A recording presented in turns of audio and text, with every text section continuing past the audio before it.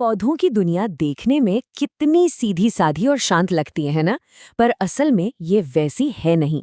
इसके हर एक हिस्से के पीछे एक कहानी है, एक खास मकसद है। तो चलिए आज इसी कमाल की दुनिया में चलते हैं और एक पौधे की पूरी कहानी समझते हैं, बिल्कुल शुरू से, उसकी जड़ से लेकर फल बनने तक। अच्छा, हम सब ने गाजर तो खाई ही है, पर कभी सोचा है कि ये असल में पौधे का कौन सा हिस्सा है? ज्यादातर लोग नहीं सोचते, तो सुनिए, ये एक जड़ है। जी हाँ, एक जड़। और पता है, यहीं से हमारी आज की कहानी शुरू होती है। ये समझने से कि कैसे पौधों के ये हिस्से सीधे हमारी खाने की प्लेट से जुड़े हुए हैं।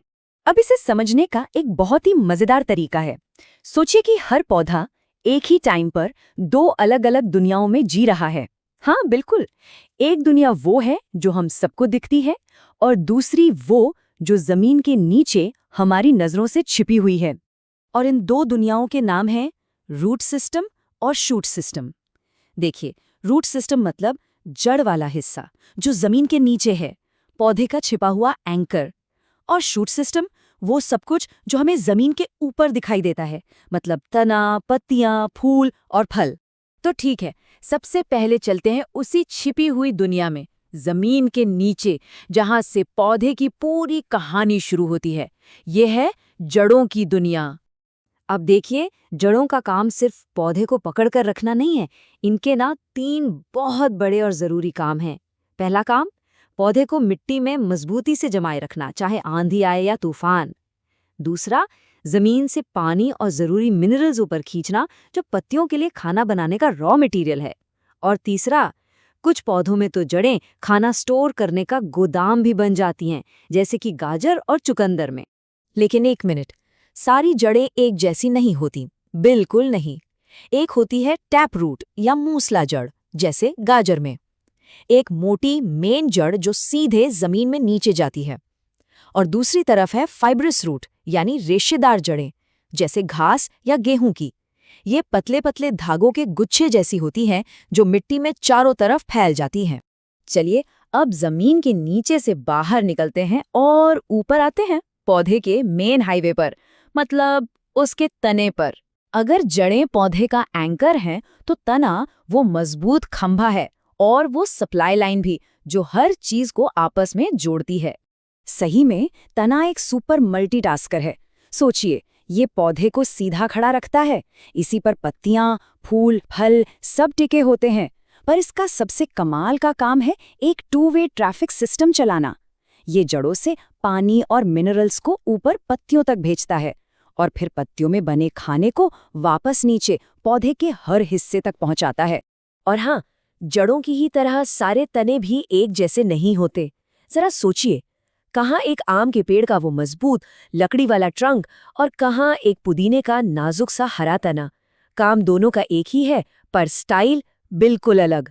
कुछ तने तो बेचारे थोड़े कमजोर होते हैं, तो उन्होंने ग्रो करने का अपना अलग ही जुगाड़ निकाल लिया है। जैसे मनी प्लांट, ये क्लाइंबर है, तो ये किसी सहारे को पकड़कर ऊपर चढ़ जाता है। वहीं दूसरी तरफ कद्दू और तरबूज जैसे क्रीपर्स हैं, जो जमीन पर ही फैलकर आगे बढ़ते हैं। अच्छा, अब एक मजेदार पहेली। आलू जमीन के नीचे उगता है, राइट, बिल्कुल जड़ों की तरह। तो क्या इसका मतलब ये हुआ कि आलू भी एक जड़ है? क्या लगता है? तो मजे की बात यह है कि नहीं, आलू और अदरक जड़ें हैं ही नहीं। ये असल में एक स्पेशल टाइप के अंडरग्राउंड तने हैं। इनका काम है पौधे के लिए एक्स्ट्रा खाना स्टोर करना। देखा, पौधों की दुनिया में चीजें हमेशा वैसी नहीं होती जैसी ऊपर से दिखती हैं। ओके, अब तने से आगे बढ़ते हैं पौधे के असली पावर हाउस की तरफ, मतलब पत्तियां।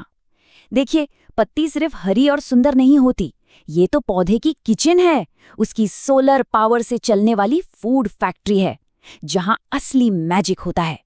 और इस मैजिक का साइंटिफिक नाम है फोटोसिंथेसिस, या हिंदी में कहें तो प्रकाश संश्लेषण।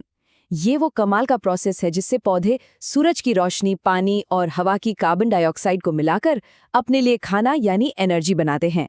और इस पूरी प्रक्रिया का एक बोनस प्रोडक्ट क्या है? ऑक्सीजन, जिसके बिना हम सब रह ही नहीं सकते।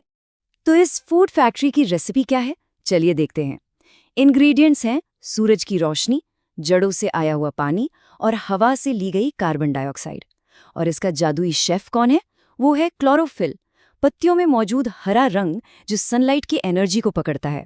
और फाइनल डिश, पौधे के लिए खाना और हम सबके लिए ऑक्सीजन। तो हमारी ये यात्रा अब अपने सबसे खूबसूरत और शायद सबसे जरूरी पड़ाव पर आ पहुंची है।